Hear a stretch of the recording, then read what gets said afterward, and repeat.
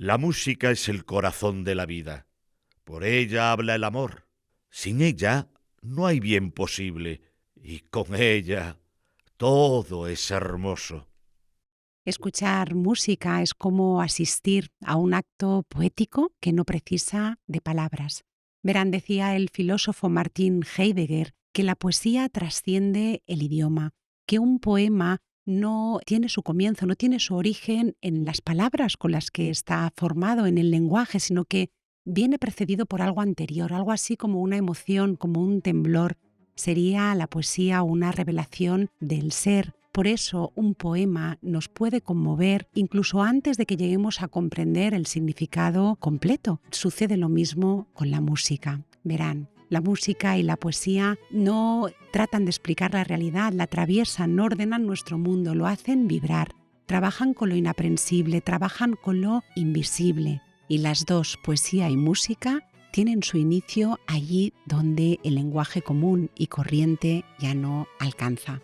Hola, bienvenidos, soy Silvia Salgado. Están escuchando el episodio número 15 de Érase una red, un podcast creado y producido en JAI Coruña que cuenta con la colaboración de la Concejalía de Cultura y Turismo del Concello de A Coruña. En Érase una red generamos conversaciones de alto valor en torno a temas de interés ciudadano desde una perspectiva que aúna la visión tecnológica y científica y la visión más humanista, y lo hacemos siempre, ya lo saben, partiendo de un texto literario. Hoy hablamos de música y tecnología, y partimos de una joya, de una pequeña joya literaria que desde Érase una red les aconsejamos atesorar en sus bibliotecas personales, Mi madre y la música, de Marina Svietayeva, seguramente una de las autoras más lúcidas, deslumbrantes y desgarradoras de la literatura rusa del siglo XX. Marina Svietayeva escribió sobre el amor, escribió sobre el duelo, sobre la muerte, escribió sobre la creación artística, escribió con una lucidez y con una racionalidad emocional muy poco frecuente en poemas como por ejemplo el poema de la montaña o su reconocido poema del fin. Créanme que las palabras parecen incendiarse desde dentro. Pero hoy nos fijamos en este libro, en Mi madre y la música, que condensa todo un universo emocional en torno a la música. Nos narra Svietayeva la música desde la exigencia, como herencia, desde la belleza, desde la disciplina, donde aparece el piano no como un instrumento, sino como un personaje principal que le da la mano a una figura de la madre que emerge como un personaje complejo y exigente. Para que veáis, Marina Svietayeva escribe aquí, lo voy a leer textualmente, escribe: después de una madre así, solo me quedaba una cosa, convertirme en poeta.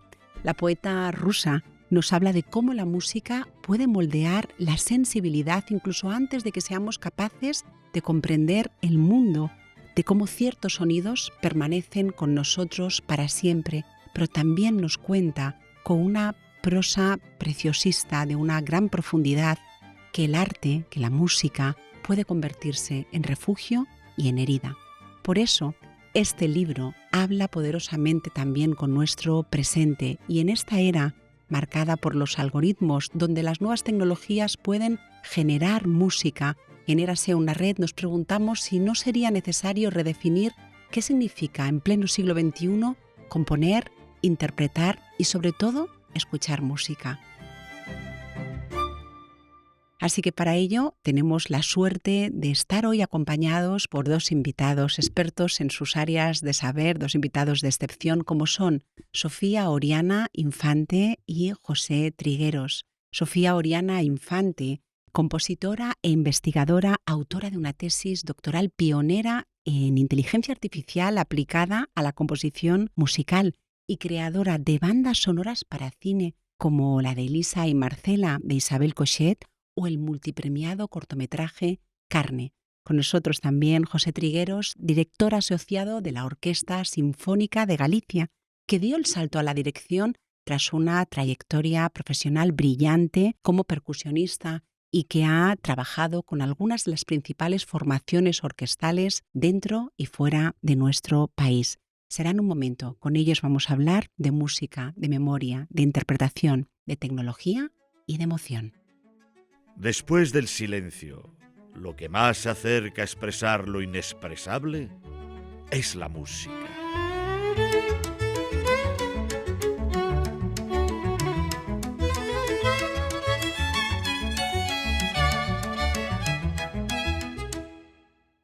Marina Svietayeva es una de las autoras más deslumbrantes de la literatura rusa del siglo XX y, sin embargo, su figura, su vida y su obra han sido injustamente ignoradas hasta hace relativamente poco. Ella pertenece a esa generación de autores y autoras que nacieron a finales del siglo XIX y que publicaron su obra en los años precedentes a la Primera Guerra Mundial. Les hablo de autores y autoras como Boris Pasternak o de Anna Akhmatova. Todos ellos pertenecían a la Edad de Plata de la literatura rusa. La obra de Marina es una, por aludir a la música, una composición, una estructura espaciada de relatos, de diarios, de correspondencias, de obra poética en prosa y ensayística, destacando pues, títulos como El Diablo, como los diarios de la Revolución, como el ensayo El poeta y el tiempo, y como, pues, por supuesto, el libro con el que hoy partimos en nuestra tertulia, Mi madre y la música, o Mi padre y su museo. Una obra que en España nos llegó, voy a decir prácticamente tardíamente, la década de los 90, cuando ya habían pasado más de 40 años de la muerte de Svietayeva, de la mano de Anagrama, y que ahora está recuperando para nosotros, para los lectores, la editorial Acantilado. Lo que de ella nos han dicho, nos han contado los estudiosos, los intelectuales que la han biografiado, es que nació en el año 1892 en el seno de una familia noble e intelectual, que en los años de la Revolución Rusa se puso del lado de los perdedores y esto la llevó a pasar penurias y mucho sufrimiento, como por ejemplo la muerte por inanición de su hija pequeña en 1920. Después siguió a su marido, oficial del Ejército Blanco, en el exilio, y estuvo pues, en Berlín, en Praga, en París, ciudades donde escribió la práctica totalidad de su obra poética y en verso, en revistas y en diarios de la emigración rusa. Después, cuando regresó a la Unión Soviética, fue víctima de la persecución estalinista, condenada a una absoluta soledad, condenada al ostracismo y tratada con una hostilidad brutal, poniendo fin a su vida en el año 1941. Su marido había sido condenado, iba a ser fusilado y su otra hija estaba recluida en un campo de concentración donde permanecería 15 años. Fíjense que quiero que se queden con que su escritura tiene como característica la fragilidad, pero una fragilidad que se sustenta precisamente en una aspiración a no ceder, a no doblegarse. Fue, créanme, sublime sin interrupción y escribió esto: me niego a vivir en el manicomio de los monstruos. Me niego a aullar con los lobos en las plazas. Lo que ella misma nos contó de ella misma en su escrito de título Respuesta a un cuestionario, y se llama así, Respuesta a un cuestionario, porque fue un texto a petición de su amigo, amante y mecenas, el escritor Boris Pasternak. Así que ella, les invito a que busquen este texto, lo pueden encontrar fácilmente. Ella de sí misma vino a decir que era noble, que su padre fue profesor de literatura europea, que fue doctor honoris causa en la Universidad de Bolonia, que fue profesor de historia del arte, que fundó el primer museo de bellas artes de toda Rusia, que legó su biblioteca personal al Museo Rumianstev. De su madre, decía Marina, que era polaca, de sangre azul, discípula pianista, discípula de Rubinstein, que murió de forma prematura, que también legó su biblioteca al Museo Rumianstev y que ella misma, Marina, contaba que ella misma habría legado su propia biblioteca de no haber tenido que vender ejemplar por ejemplar durante los años de la Revolución para no desfallecer. De su padre heredó el gusto por el trabajo, el gusto por la sencillez y el gusto por el aislamiento. De su madre, Marina Svietayeva, dice que heredó el amor por la naturaleza, por la música y por la poesía. No tenía influencias literarias, ella tenía influencias humanas. se carteó apasionada y largamente con autores contemporáneos como fueron Rilke y el propio Pasternak. Decía que si tenía que llevarse un libro a la tumba, que si podía incinerarse con al menos uno de sus preferidos, ese libro sería La Ilíada. Marina Svietayeva empezó a escribir con 16 años. Tenía capacidad para escribir en francés y en alemán. Decía que sus países preferidos eran la antigua Grecia y Alemania, y jamás perteneció a grupo político o literario alguno. Y ahora sí, empezamos a conversar. Bueno, pues ahora sí conversamos. Es un placer teneros aquí en el estudio de Jai Coruña. Sofía, un gusto tenerte. Muchas gracias por la invitación. Bueno, vamos a preguntarte muchísimas cosas que nuestros oyentes tienen ganas de conocer, sobre todo en torno a tu experiencia en el campo de la composición para el audiovisual. José Trigueros, ¿qué tal? ¿Cómo estás? Un placer participar en esta charla. Bueno, además qué bien lo hemos pasado. Hemos tenido el privilegio de escuchar a un quinteto de metal de la OSG que nos ha acompañado y ha extasiado realmente al público y a mí particularmente. Hablamos ya de este libro, de esta pequeña joya literaria que yo creo que como músicos entiendo que es un libro para atesorar en casa, ¿no? Que habla un poco pues de esa relación tan especial que tiene la autora Marina Svietayeva con la música, que para ella no es elección, es destino, y que podríamos decir que no aprende, sino que hereda de la pasión de su madre, ¿no? A vosotros que sois músicos los dos, percusionistas además, contándoos de dónde os viene esa pulsión por la música, si la aprendisteis, si la heredasteis, si fue destino o si fue elección. ¿Quién quiere empezar? Sofía. Pues yo mismo. Bueno, en mi caso es bastante complicado, ¿no? Elegir un punto exacto en el que decidas, pues esto definitivamente fue lo que me influyó, ¿no? Pero yo creo que es un conjunto de influencias. En mi caso diría que la cuestión de mi padre, el verlo, ¿no? Porque muchas veces predicamos con un ejemplo, pero lo que realmente hace efecto es realizar, ¿no? Ese ejemplo. Entonces es como lo típico que se dice, no, está muy bien escuchar música clásica, pero luego llevas a tus hijos a ver a Leticia Sabater, por ejemplo. Pues hay que predicar con el ejemplo, y mi padre, pues a base de observarlo a él cómo consumía música, el tipo de música que él consumía, verlo a él con la guitarra, con el teclado, o sea, tener estos elementos presentes en mi infancia me influyeron bastante. Y como él se fue muy pronto y yo lo idolatré, ¿no? En la adolescencia, pues creo que fue una de las principales fuentes, ¿no? Que me llevó a querer dedicarme a la música o ver algo especial en eso. Un poco por seguir esa misma herencia, ¿no? Que tenía en este caso la autora, pues en mi caso con mi padre. Con tu padre. ¿Y lo tuyo fue igual? ¿Fue herencia o elección? No, yo creo que ni herencia ni elección. Es un caso un tanto atípico porque en mi familia no había ninguna tradición musical y mucho menos de dedicarse profesionalmente a la música, pero por absoluta casualidad tengo una hermana mayor que comenzó a estudiar flauta y después yo le seguí. Nosotros nacimos en un pueblo de Castellón, donde hay fenómeno cultural, fenómeno social en la Comunidad Valenciana, que son las bandas de música, con lo cual es el lugar más cercano que tienes para comenzar tu contacto con la música. Y ahí comenzamos, ya digo, por absoluta casualidad, y yo con 6 años decidí que me llamaba la atención la percusión. Una elección absolutamente por azar. Y es curioso que esa decisión que uno toma de forma absolutamente inconsciente ha condicionado toda mi vida, ¿no? Y sí que una vez mi hermana y yo nos introducimos en el mundo de la música, pues sí que mi familia, mi padre y mi madre, pues nos acompañaron desde luego en todo el camino, y sí que la afición a la música desde luego nos acompañó toda la vida, pero en principio no fue ni herencia ni elección, más bien casualidad. Explica Marina Svietayeva que su madre les metió la lírica en vena, ¿no? Habla aquí de la música vinculada a la infancia, empieza muy pronto. Cuenta Marina que toca el piano 2 horas por la mañana, 2 horas por la tarde, antes de ir a la escuela de música. Esto es antes de los 6 años, ¿no? Lo vincula, como digo, a la infancia, lo vincula también a la exigencia y a la disciplina. Hay como una herida latente ahí, ¿no? En esa exigencia que tiene la música hay herida, hay fractura. Desde luego, sí, hay una herida, bueno, todo lo que implique una disciplina, ¿no?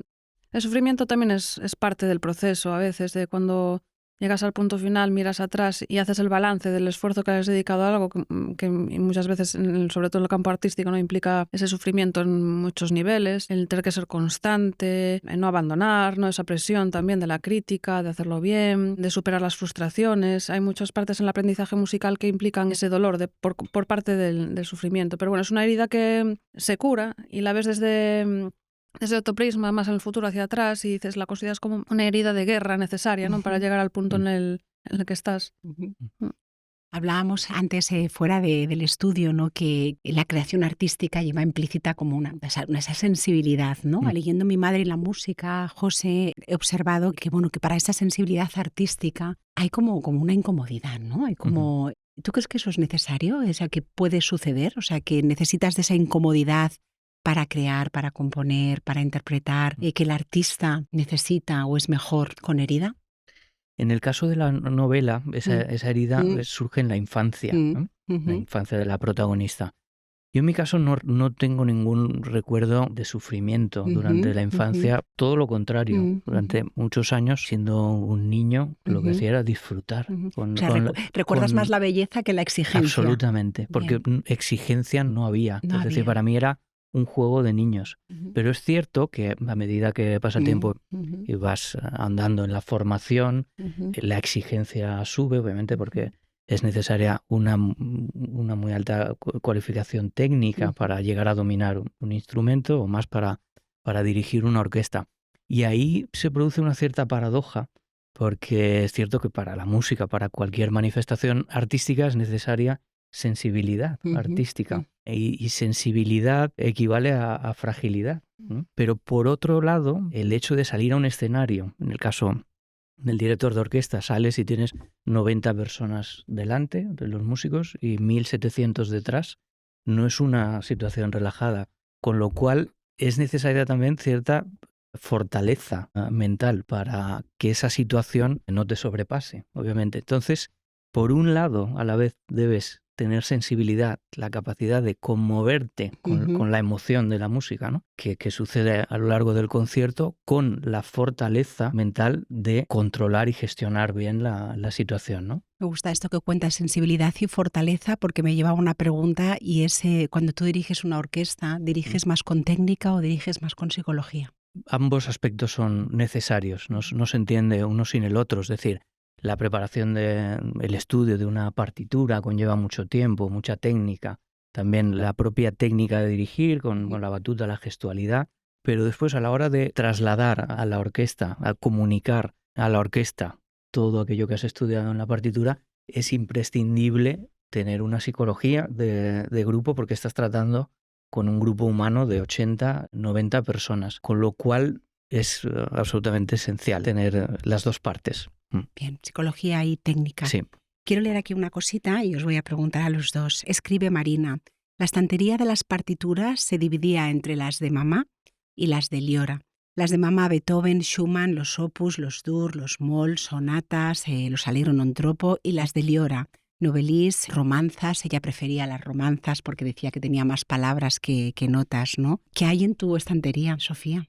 En mi estantería, con respecto a la música, tenemos un poco de todo, desde libros teóricos, de la estética, de la filosofía de la música, discos de todo tipo de estilos musicales, desde looks de Rosalía hasta bibliotecas de música clásica de todo tipo, clásica entre comillas, de todas las épocas, música contemporánea, absolutamente de todo lo que se pueda beber, ¿no? Y aprender y extraer algo.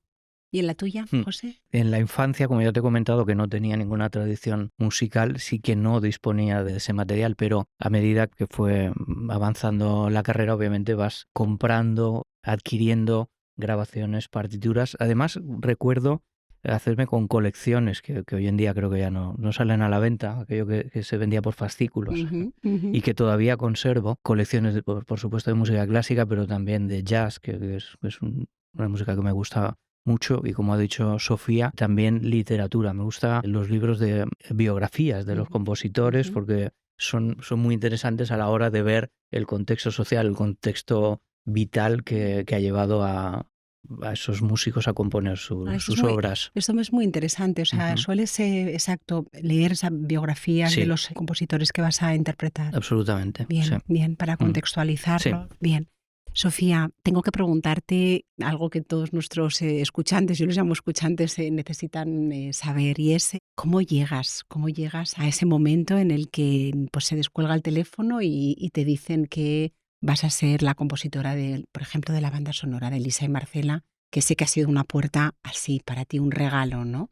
Sí, en este caso fui yo la que fui detrás de esa posibilidad, ¿no? Porque, bueno, leyendo la prensa online vi que Isabel iba a rodar una película sobre Lisa y Marcela, una historia que, bueno, a cualquiera ya le causa cierto shock, ¿no? Un matrimonio entre dos mujeres oficiado por la Iglesia en 1901. Pues ya de buenas a primeras tuve esa sensación un poco a veces cerca, ¿no? De decir, este proyecto tiene que ser para mí, una especie de obsesión. Y moví todas las fichas que estaban yo creo mucho en esa filosofía de vida, ¿no? Si tú realmente, y creo que separa bastante a la gente que logra conseguir cosas de las que se quedan, no, es imposible, no voy a intentarlo, ¿no? Yo soy de las personas que mueve todas las fichas posibles para llegar a ese fin, todos los caminos que me puedo llegar a imaginar. Y bueno, en este caso eran simplemente pues entrar en contacto con todas las productoras que estaban trabajando en ese proyecto, escribirle a la propia Isabel. Y bueno, fui yo llamando a las puertas, no esperé a que me viniesen a buscar, ¿no? En ese sentido tengo esa dinámica. Y persiguiendo el sueño, pues me resultó que al final lo conseguí, y a base de mucho trabajo, una prueba previa de 3 meses, de ver cómo iba a relacionarme musicalmente con el guión, ¿no? De qué ideas se iba a proponer, cómo iba la dinámica también dialogando con la directora. Y bueno, fue un proceso, yo creo, de uno de los más bonitos de mi vida y del que aprendí muchísimo. ¿Y qué se aprende trabajando con una directora como Isabel Cochet que no se aprende, que no aprendiste en el conservatorio? Es una pregunta muy interesante. Porque en el conservatorio, de la fama que tiene de ser muy estricto, es todo correcto, o sea, es muy disciplinario, muy técnico. Cuando me tocó a mí estudiar composición fueron 5 años de grado superior, ahora son 4, hubo un cambio de plan, ¿no? Y se redujo a 4, el plan de hacer un grado como otro cualquiera. Y bueno, pues el conservatorio me dio esa formación técnica estricta de lo que sería compositivamente hablando, pero fue nula en cuanto al ejercer la parte profesional, ¿no? De la composición, la realidad que es de trabajar dentro de un proyecto audiovisual, qué función tienes, en qué lugar estás, cómo son las fases, incluso la facturación, por ejemplo, cosas burocráticas que no te enseñan de la vida real, pues eso lo aprendes, como habíamos comentado antes, no directamente trabajando, aprendes muchas cosas. Y Isabel, desde luego, es una madrina espectacular, porque también me bajó muchas de pensamientos teóricos que yo tenía, pues eso de haber estudiado, no todo muy técnico. Y ya me dijo, déjate llevar más, no importa tanto la parte racional, sino que tiene más peso pues el simbolismo musical o lo que puedas aportar tú de forma más intuitiva. Y cuéntanos un poquito para mí misma, que no sé cómo funciona esto, no sé, José, pero ¿cómo se compone una banda sonora de una película? ¿Te lees el guión primero, ves toda la película primero, vas parándote en imágenes, te pide, pues en este caso, pues el director o la directora te piden a priori ya lo que necesitan o te dejan fluir? Cuéntanos un poco, ¿cómo funciona eso? Es que cada director vive su película, ¿no? Y tiene su propio método, entonces hay algunos pues que prefieren que te bases únicamente en el guión para ver qué sale de esa lectura sin ver ni imágenes. Otros insisten en que vayas al rodaje para que te metas dentro de la escena y puedas impregnarte de ese ambiente, ¿no? De las actrices, hablar directamente con ellas. Por ejemplo, en esta última que estamos empezando, pues fui a rodaje y me ayudó un montón meterme en la atmósfera, ¿no? Real del escenario. Se rueda principalmente en un único escenario. ¿En qué estás ahora, Sofía? Es que no sé si puedo decirlo. Ay, vale, pero... secreto. Vale, venga, lo dejamos ahí. Sí. Pero estás trabajando para una nueva película. Sí. Vale, bien. Sí. Vale. Bueno, qué privilegio, ¿eh? A ver si nos lo cuenta luego fuera de micros, claro. Cuéntanos, entonces te preguntaba, o sea... sí, cada uno tiene como su método. Entonces unos te dicen, pues mejor en el guión, otros ya vamos directamente a la imagen, que seguro que te inspira más. Cada uno tiene, la verdad que tiene su propio método, cada director es distinto. ¿Y los directores de cine saben de música? No. No. En general, por lo menos en mi experiencia, ni director ni directora sabían de música. O sea que lo que te piden es muy conceptual. Por ejemplo, dame algo alegre, triste. Sí. Claro, como no tienen el vocabulario técnico, pues intentan expresarlo de la mejor manera que pueden, pero muchas veces, pues claro, se remiten a emociones, ¿no? Que les interesa más que cualquier otra parte técnica, les interesa el resultado emocional porque es lo que va a contribuir, ¿no? Realmente en la escena. A restar, a sumar, a nivelar, ¿no? Todo el argumento a nivel emocional. Sabes, Sofía, que he escuchado reiteradamente la banda sonora de Elisa y Marcela, que me gusta muchísimo y la recomiendo aquí a todos los que nos escuchan. Y me parecía, hablando de esa sensibilidad que hablábamos ahora con José, me parecía que además de ser muy preciosista, que lo es, que expresaba muy bien y creí intuir que ahí había dolor. Sí. Sí, claro, hay un trasfondo ahí muy importante. Porque bueno, se realiza pues ese contrapunto, ¿no? Que a veces pasa en la vida, que dices cómo pueden sincronizarse estos dos eventos vitales de esta manera que parece que está pensada, ¿no? Y sí, al mismo tiempo que me estaba pasando lo más bonito, que era pues esa apertura de puertas en lo profesional a un futuro de esperanza, de poder dedicarte a algo que te apasiona, ¿no? Como es el cine, que lo conjuga todo, ¿no? Literatura, arte visual, sonoro. Y por otro lado, pues lo que me pasó en ese momento, que fue durante la composición de los primeros días que le estaba componiendo, pues fallece mi madre. Entonces, es de las peores cosas que te pueda pasar en la vida. Entonces, yo sí tengo claro que eso permeabilizó muchísimo, sobre todo creo que, bueno, lo podemos entender todos, ¿no? Ese estado emocional. Sabemos que grandes obras de arte han salido, no estoy insinuando para nada que a mí me haya salido una gran obra de arte, quiero decir que en ese estado de ánimo salen cosas que ni las piensas, ¿no? Que simplemente pues brota de tu interior y se materializa, en ese caso pues en música.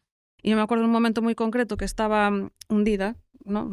Imaginaros, es muy sencillo ponerse en el lugar, ¿no? Recuerdo que estaba sobre el piano pensando melodías posibles para la película, bajo las indicaciones de Isabel, que fueron una música delicada, melancólica. Yo estaba en el piano, estaba una amiga mía acompañándome, que la verdad es que fue un momento en el que descubrí que tengo los mejores amigos del mundo. Y me decía, por ahí, tira por ahí, tal. Yo estaba como improvisando, vete por ahí. Y yo, vale. Entonces empecé tal y salió una pieza que es la pieza de los créditos, que es la que más escuchas tiene, más likes en todo en YouTube. Y yo creo que fue eso, pues que pilló justo ese momento y se permeabilizó en esa pieza. Bien, Sofía. José, bueno, tú eres percusionista. Bueno, Sofía también Ella es también. percusionista, qué curioso. Bueno, a ver, jugué un poco con la percusión, pero no soy percusionista. ¿Te gusta más el piano? Tampoco me llamaría pianista para nada, ¿eh? Vale. No. Sí, o sea, el piano se me da mejor que la percusión, pero digamos, yo soy compositora. Bien. Por José, respeto a la profesión. Por respeto a la profesión. José, tú vienes de la percusión y a mí me llama mucho la atención porque te lo comentaba antes fuera de micros, ¿no? Que claro, estás atrás, los percusionistas estáis atrás, ¿no? Entonces tienes como esa visión de toda la orquesta, la tienes tú pues desde una posición muy privilegiada, ¿no? Mi pregunta es si cuando tú luego cambias y te pones al frente, esa visión que tú tienes habitualmente, ¿qué te aporta? ¿Qué te da? ¿Qué fortalezas te da? Bueno, yo a mis compañeros de la Sinfónica de Galicia les decía medio en broma, medio en serio, que llevaba toda la vida viéndoles el cogote y de repente les veía la cara, porque es verdad, yo estoy situado justo al final del escenario y es un cambio importante. Y cuando empecé a estudiar dirección, el primer libro de técnica de batuta que leí, el primer capítulo, esto no lo he contado antes, decía, coge una baqueta y da golpes a tal velocidad, más lentos, más rápido. Y esto es la técnica de la batuta. Yo pensaba, tengo mucho adelantado, porque es lo que llevo haciendo toda la vida. Curiosamente está muy relacionada la técnica de la percusión con la técnica de la batuta. Pero lo más importante es, una vez pasas al podium, al puesto del director, es haber vivido tu trabajo como músico desde dentro de la orquesta. ¿Por qué? Porque el espectador está acostumbrado a escuchar el resultado de un concierto, sea en directo o sea una grabación, pero eso es el resultado.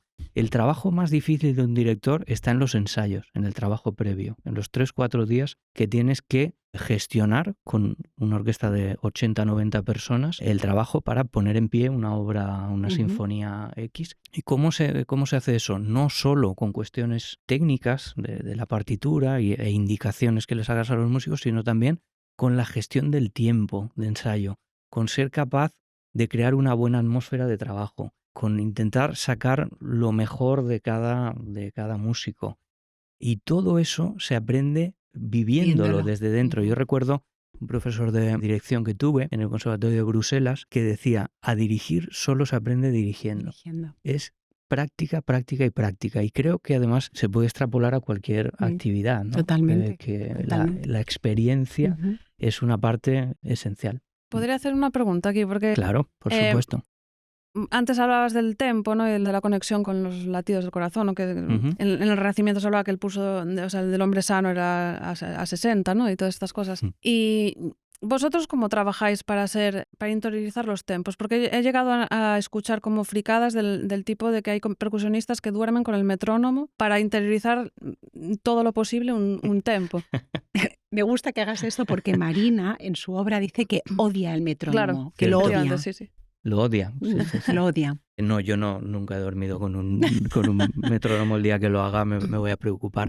Yo tengo trucos bastante sencillos que son interiorizar canciones o temas fácilmente reconocibles que están escritos a ese tempo. Por ejemplo, no me quiero poner en casos muy técnicos, pero el bolero de Ravel tiene una velocidad de negra igual a 72, ¿no? Quiere decir que son 72 pulsos por minuto.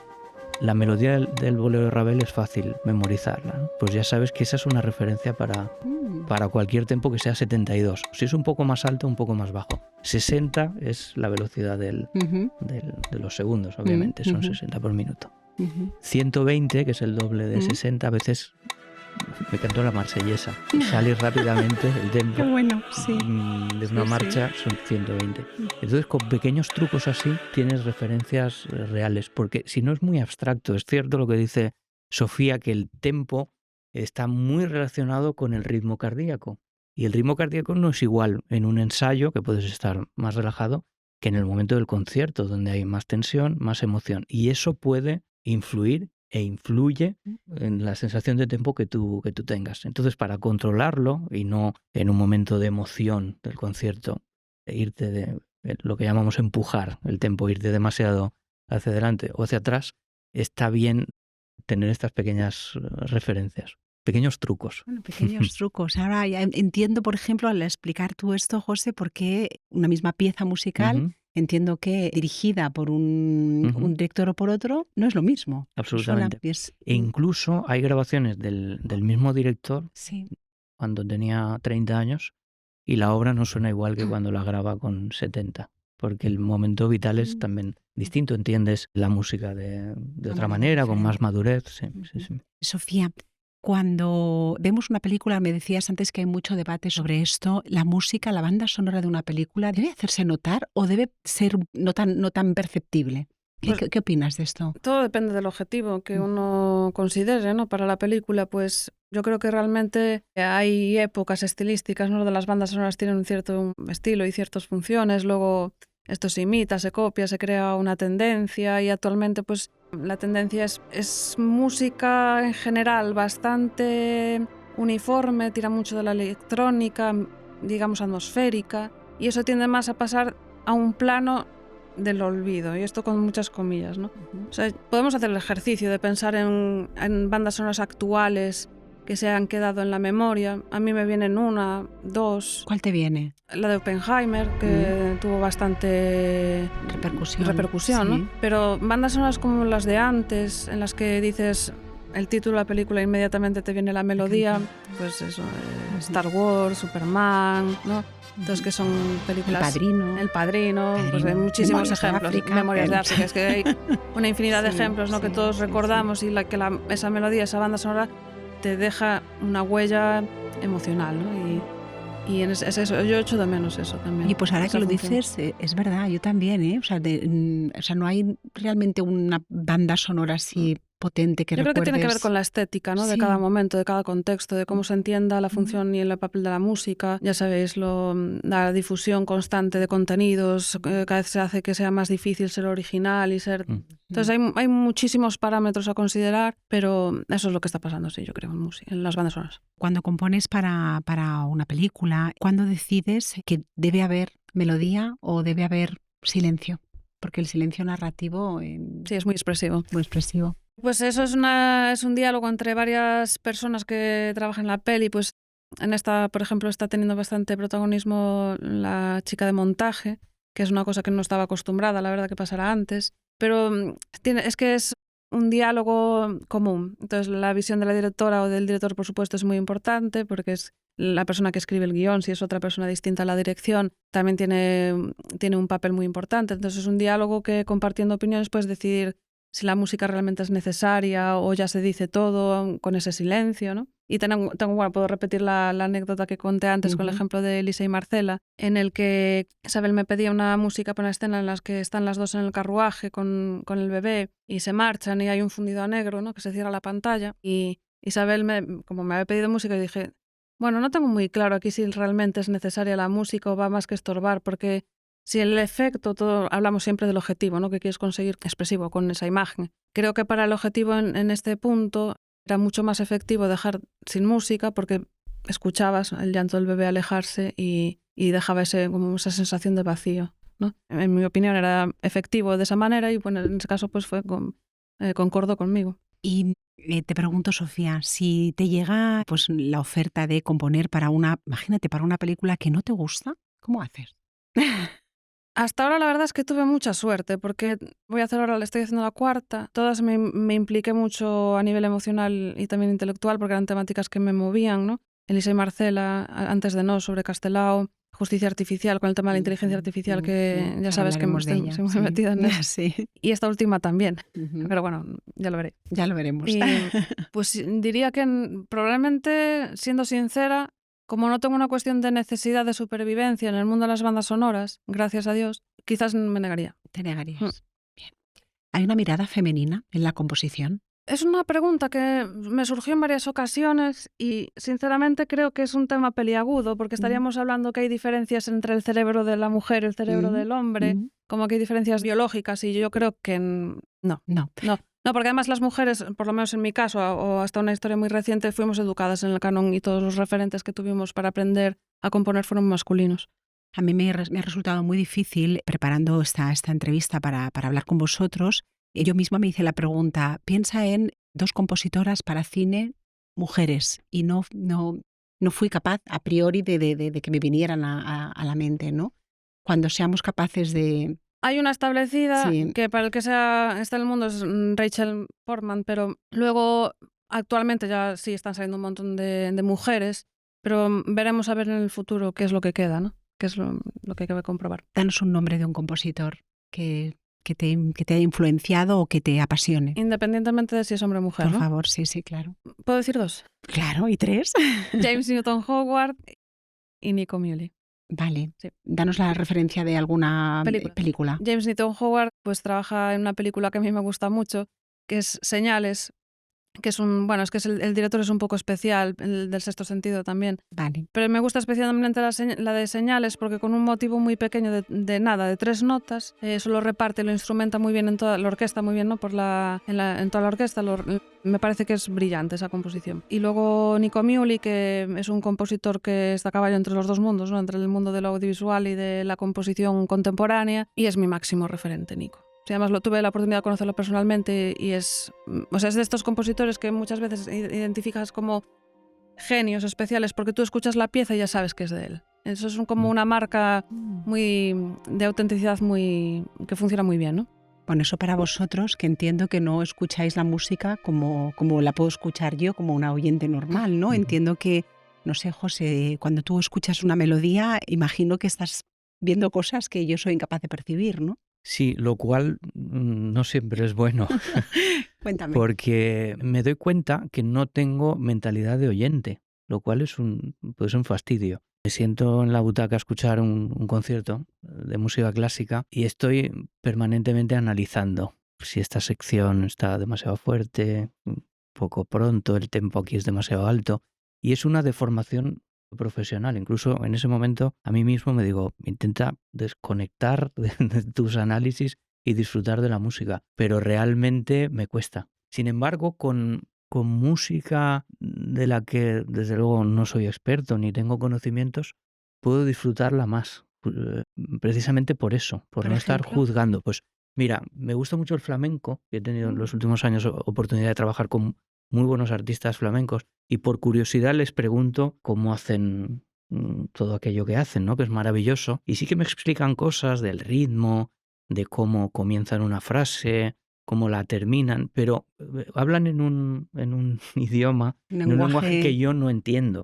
Con lo cual, cuando les escucho, les disfruto sin analizar, ¿no? Sin analizar y sin comprender. Exactamente. Bueno, que es eso que hablábamos, ¿no? Que tiene la música y la poesía, ¿no? Que te Sí. pueden conmover sin necesidad de que llegues a comprender, ¿no? ¿Hay algún compositor que te dé más respeto o que sea más exigente para ti a la hora de interpretarlo? Más respeto, no exigente, pero sí más respeto a la hora de dirigir, te diría que Mozart. Mozart. Y tal vez hay mucha otra música aparentemente más complicada, técnicamente desde luego más complicada de dirigir, pero la dificultad en un compositor como Mozart es ser capaz de darle forma a una escritura aparentemente tan sencilla. Hablábamos antes, poniendo un símil culinario, de que con 15, 20 ingredientes es más fácil hacer un plato, ¿no?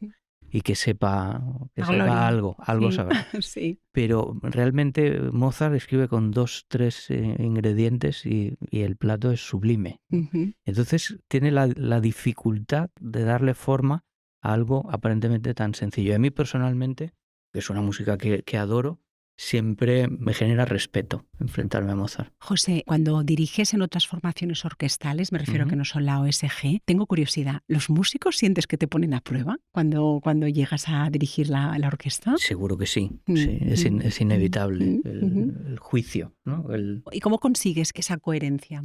Bueno, el trabajo del director podríamos resumirlo en dos aspectos. Uno, que responde a la pregunta ¿qué? Es decir, ¿qué quieres hacer con esa partitura? Y eso implica muchas horas de estudio, de decidir qué voz tiene que prevalecer en cada pasaje, el tempo, la estructura, el carácter, en fin, son muchos conceptos técnicos. Es el qué. Y después tenemos el cómo. ¿Cómo transmites eso a 80 personas? Y ahí en el cómo influye desde luego la técnica de dirección y también la psicología de cómo administrar un ensayo de X tiempo. Y sí, con esas armas pues intentas algo aparentemente tan sencillo como que la orquesta toque junta. Ese es tu principal trabajo. Principal trabajo. Sofía, nos vamos a ir a la IA. Porque nos vamos a ir a las tecnologías, ¿no? Es verdad que fíjate que estamos en HYDE, estamos en un entorno que está repleto de empresas tecnológicas y siempre, además, ya lo sabéis, que en Érase una red hablamos de cualquier tema, pero nos gusta pues unir la vertiente humanista con la vertiente tecnológica. Hoy en día las nuevas tecnologías son capaces de generar, y me gusta decir esta palabra, de generar música. Tengo una pregunta y es si yo personalmente puedo distinguir ahora mismo una composición creada por una persona o una composición creada por una inteligencia artificial. Esto es lo que se le conoce como el test de Turing, ¿no? Porque Turing, o sea, cuando empezaban los inicios más primitivos de la inteligencia artificial, se trataba de jugar a ver si el usuario, a través de una conversación con el ordenador, sabía si había una persona detrás o si era un algoritmo, ¿no? Una vez pasas esa prueba es cuando realmente el objetivo está cumplido. El objetivo de la inteligencia artificial es conseguir una autonomía, ¿no? Entonces, si pudiésemos diferenciar las músicas hechas por inteligencia artificial de las humanas, aún no estaría bien cocido el asunto, ¿no? Digamos. Entonces ahora, a día de hoy, si hablamos de un estilo popular, no se puede diferenciar de lo artificial de lo humano. Pero ni yo, ni tú, ni José, con conocimientos. No, esto además es muy fácil de mostrar. Ya he visto contenidos en los que se hacen pruebas con música clásica, con intérpretes en directo. Y dicen, vamos a hacer un test de Turing en un programa de televisión. Esto lo vi por internet.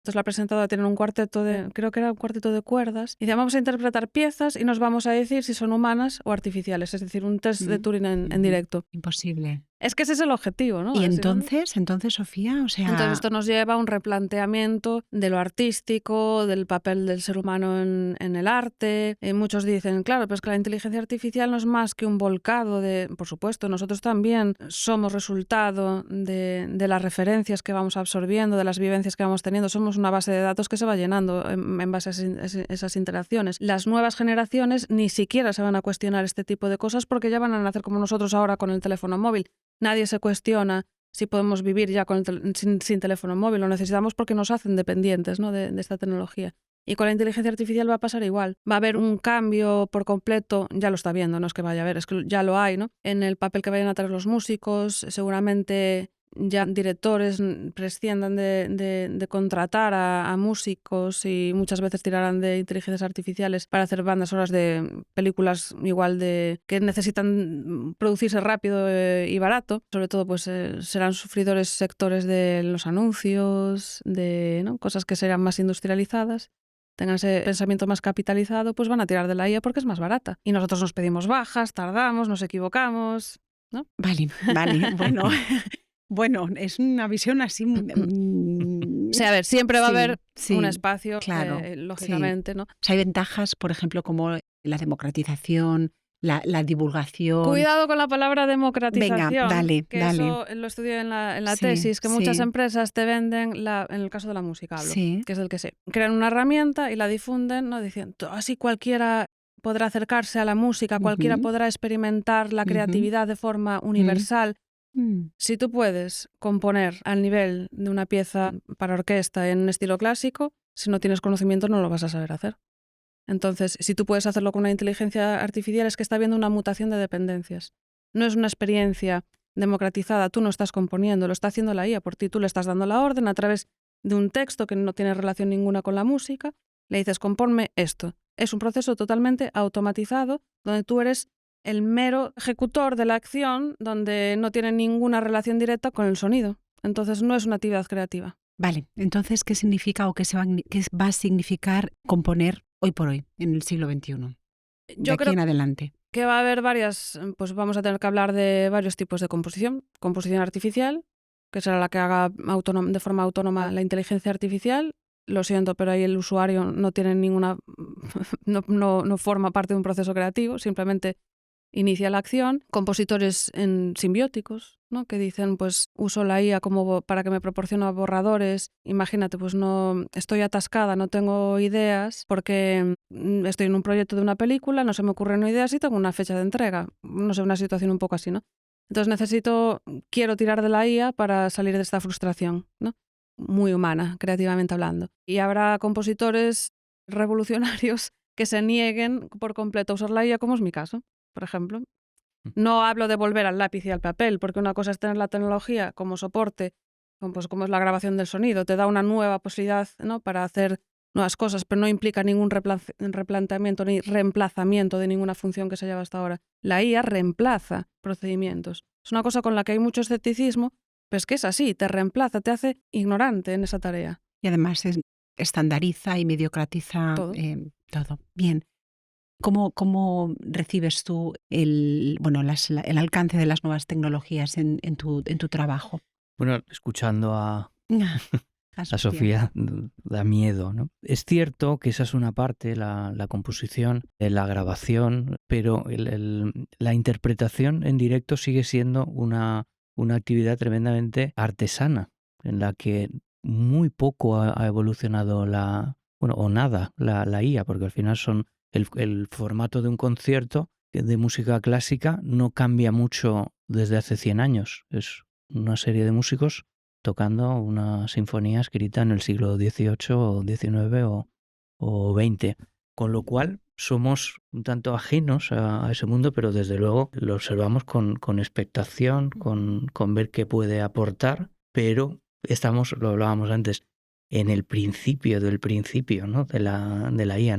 Supongo que no nos podemos ni imaginar lo que puede llegar. Ponemos el ejemplo antes de cuando se inventó la luz eléctrica, ¿no? ¿Qué pensarían? Esa población no era capaz, esa civilización, de imaginar a dónde les iba a llegar, ¿no? Era el principio del principio. Y esto es igual, ¿no? ¿Puedo proponerte una reflexión? Porque ahora me acabo de acordar de que nos usaron como un poco conejillos de indias a los profes, porque se estaba desarrollando precisamente un sistema de inteligencia artificial para los directores.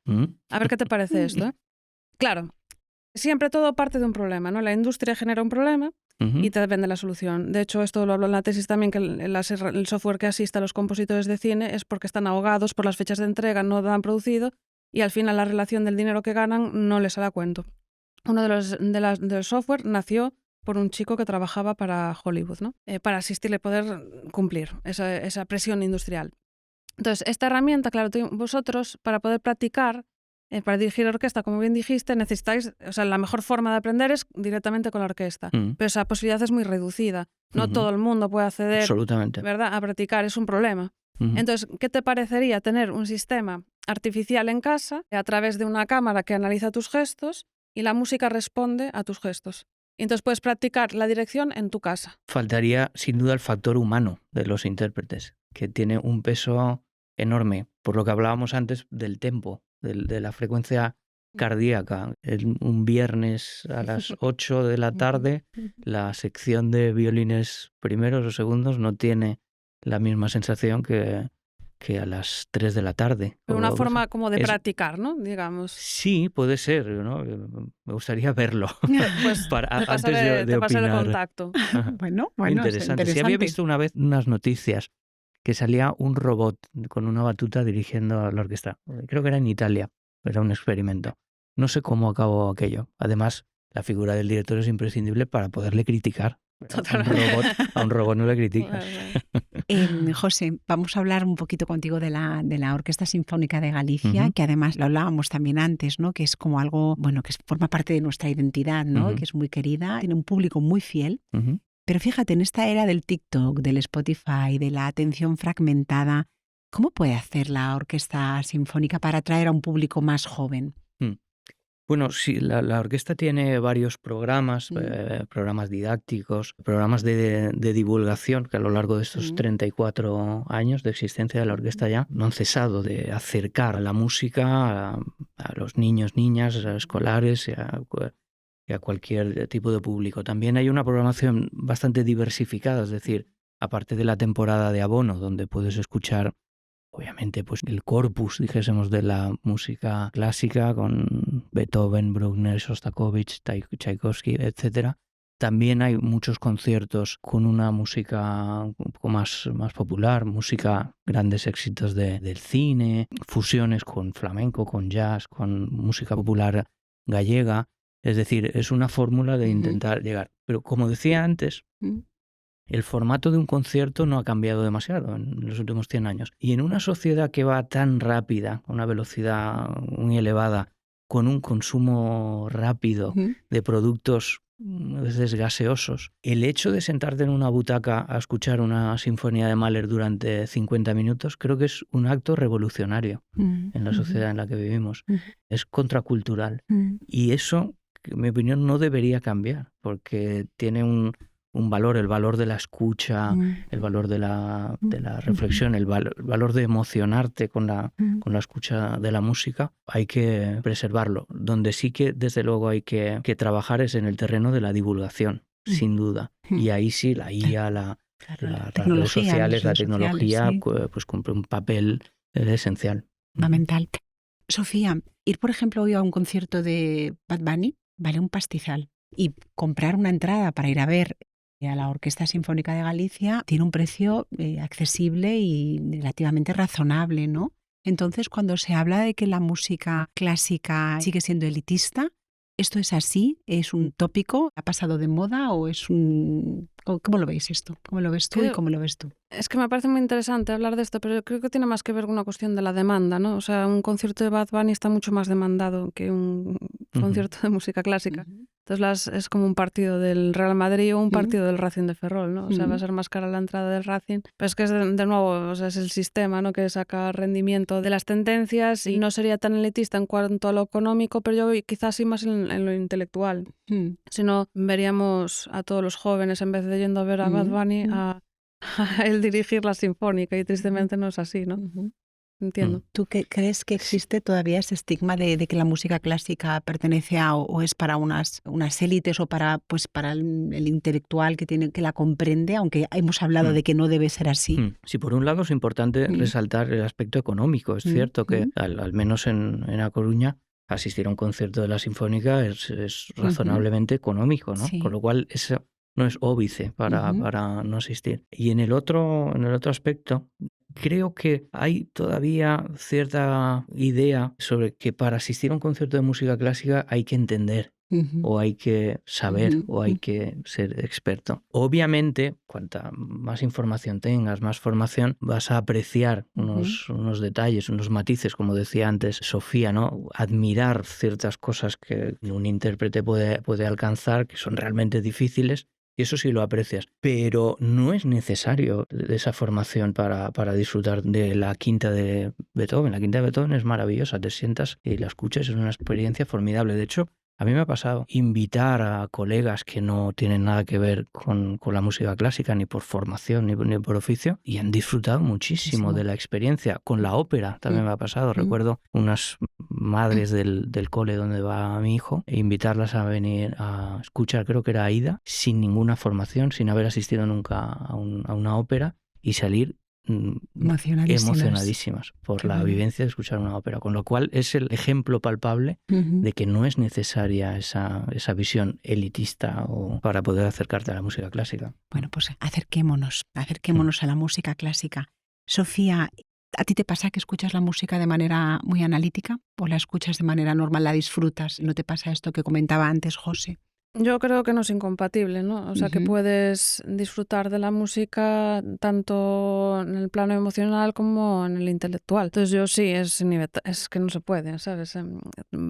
Vas a la hora y dices, yo si es una que ya conoces y la estás escuchando por segunda vez y te quedas en el mismo sitio, Dios mío, pero ¿cómo logro hacer esto, no? Qué genio, qué genia. Y lo disfrutas más porque llegas a otro plano, ¿no? Entonces superas el plano sentimental y están relacionados, porque también cuando dices, tienes ese, no sé si os pasa a veces, que os da como un escalofrío cerebral, ¿no? Cuando se emociona algo realmente, y es totalmente, está conectado, o sea, no estamos hablando de la división entre alma y cuerpo y cosas de esas, estamos hablando que somos un todo y nos dejamos simplemente emocionar en todos los sentidos, ¿no?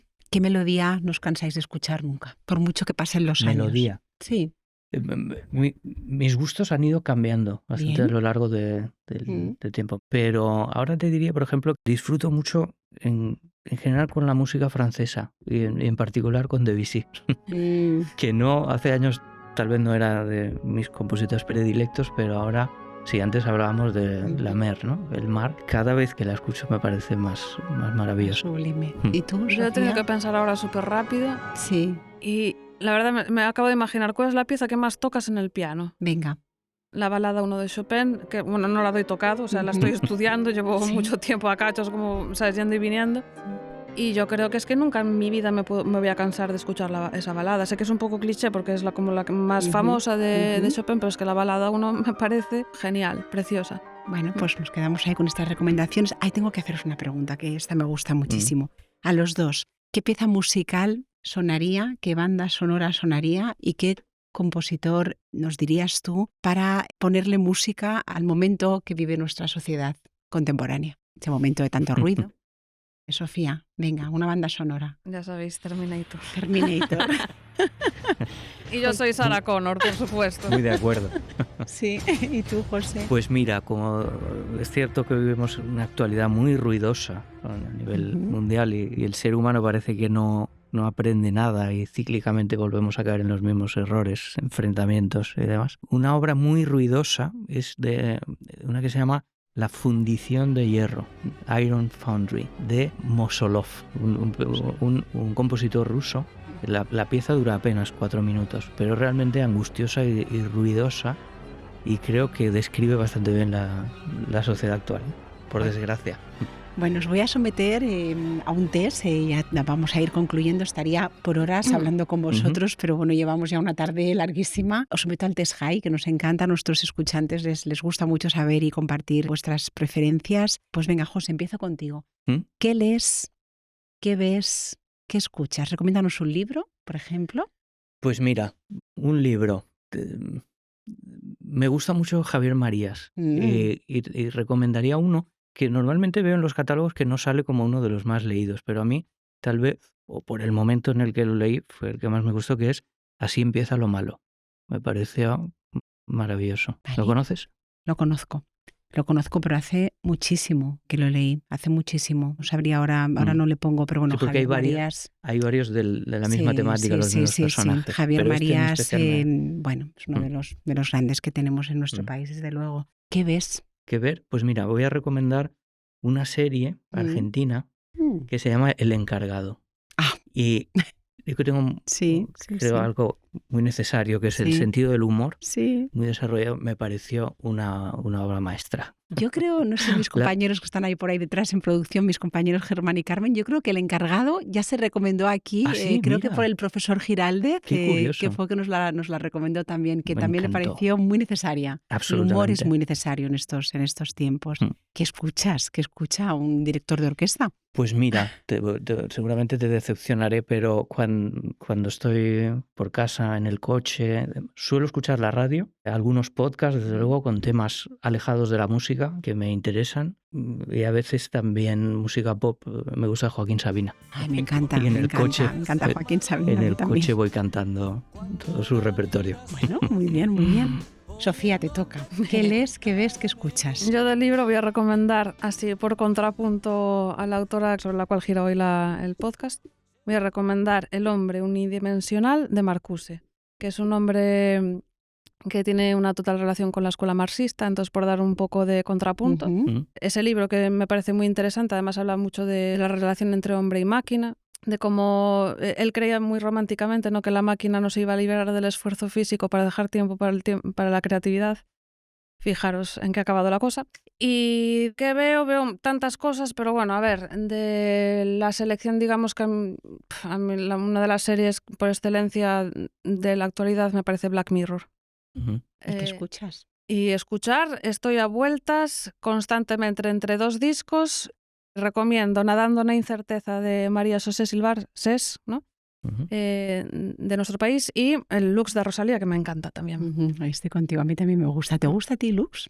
No le he dado, creo que le debo dar alguna otra oportunidad. Venga, dale una oportunidad, dale una oportunidad. He sido muy educado en las respuestas. Porcelana Muy bien. es de los mejores. Vale. Porcelana. ¿Por qué? ¿Por todo? Cuéntame. Porque es que hace una conjunción entre el papel de la instrumentación de las cuerdas, de la música más rollo trap, hace una fórmula en combinación que a mí me parece muy original. Entonces, si buscamos originalidad, yo creo que ese disco sin duda responde. Responde, Porcelana. Escucha, José, ya lo nos anoto. comentarás. Bueno, ahora sí, quiero leeros, quiero finalizar pues, esta conversación con vosotros que me ha parecido interesantísima, citando unas palabras de Marina Svietayeva, quizá de las últimas que escribió, que decían así: las cosas que más amo en el mundo son la música, la naturaleza, la poesía, la soledad. Absoluta indiferencia por la opinión pública. Mi sentido de la propiedad se limita a mis hijos y a mis cuadernos de trabajo. Si tuviera escudo, grabaría en él: no consientas, ned aegne. La vida es una estación, pronto partiré a donde no pienso decirlo. Bueno, nosotros descansamos, tenemos un descanso estival, estaremos de vuelta el próximo 24 de septiembre. Vamos a leer Orbital porque nuestro podcast va a ser astronómico. No en vano estamos aquí en A Coruña, en uno de los puntos estratégicos de toda Europa para ver el eclipse previsto para el 12 de agosto. Nosotros intentaremos hablar de qué ha pasado, cómo ha sucedido ese fenómeno que además, tiene revolucionada absolutamente, a todo el mundo, pero a nuestra ciudad en concreto. Déjenme que les dé también las gracias a todo el equipo que hace posible la producción de este video podcast, y además todo el equipo está muy feliz porque este podcast va a tener la colaboración, porque tiene pues el reconocimiento, la colaboración de la Concejalía de Cultura y de Turismo del Concello de A Coruña. Por favor, no dejen de escucharnos, de compartirnos, y buen verano. Felices lecturas. ¿Todos los días debiéramos preocuparnos por escuchar buena música, leer hermosos poemas, extasiarnos en lindas pinturas y hablar palabras razonables?